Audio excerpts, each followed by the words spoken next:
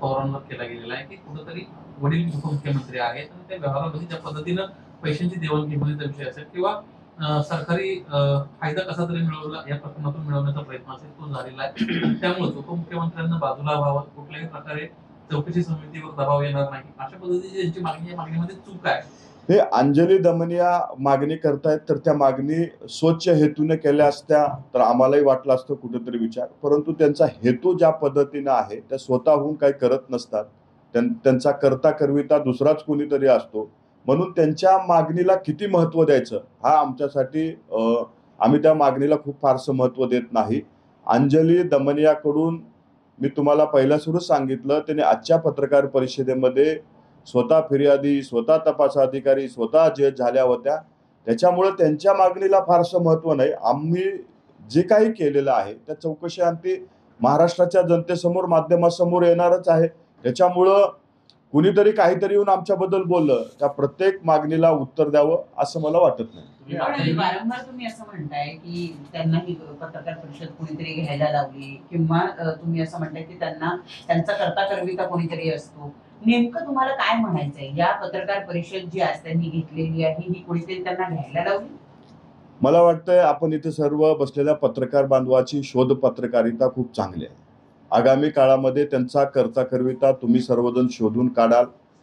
अनेक प्रकरणं या महाराष्ट्रामध्ये घडतात, परंतु फक्त राष्ट्रवादी काँग्रेस पक्षाच्याच प्रकरणावरती इतका प्रकाश होत इतके समाजसेवक जागे का होतात हा प्रश्न आम्हाला सुद्धा पडलेला आहे.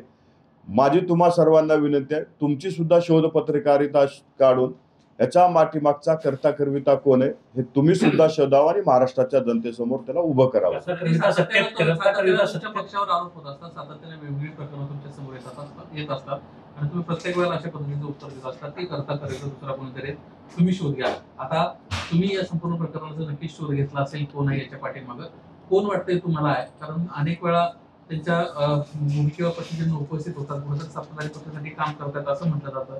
सत्तेतलाच पक्ष एखादा आहे का तुमच्या सोबतीचा?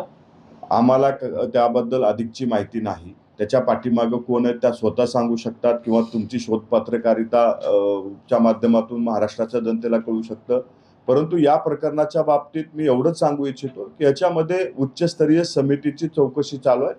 1 महिन्याचा कालावधी दिलेला आहे आणि त्या कालावधीच्या आत महाराष्ट्राच्या समोर दूध का दूध पाणी का पाणी होईल आणि जे कोणी हे प्रकरणाच्या पाठीमागून राजकीय पोळ्या भाजू इच्छितात ते सुद्धा उघडे पडतील. कालरात्री अजित पवारांनी मुख्यमंत्र्यांची भेट घेतली. अर्थात ही भेट या संदर्भात होती अशी खूप जोरदार राजकीय वर्तुळात चर्चा आहे.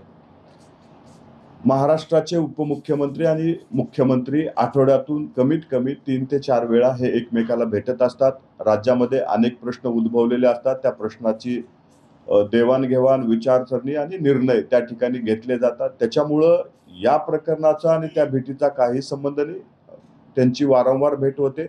ती भेट कुठल्याही राजकीय हेतूनं किंवा या कुठल्या पुण्याच्या प्रकरणामुळे नसून ती पूर्णपणे राज्याच्या विकासासाठीची भेट होती. अचानक अनेक समाजसेवक बोलू लागलेले आहेत, त्यामध्ये अण्णा हजारे देखील कधी नव्हे ते बोललेले आहेत असं.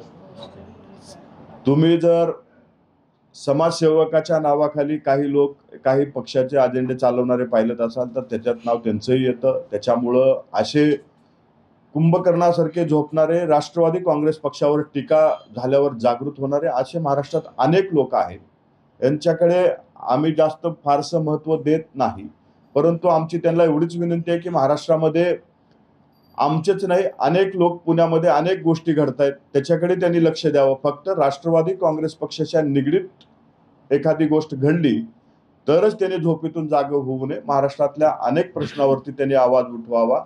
काही ठराविक व्यक्तीसाठी त्यांनी काम करू नये एवढीच आमची अपेक्षा आहे.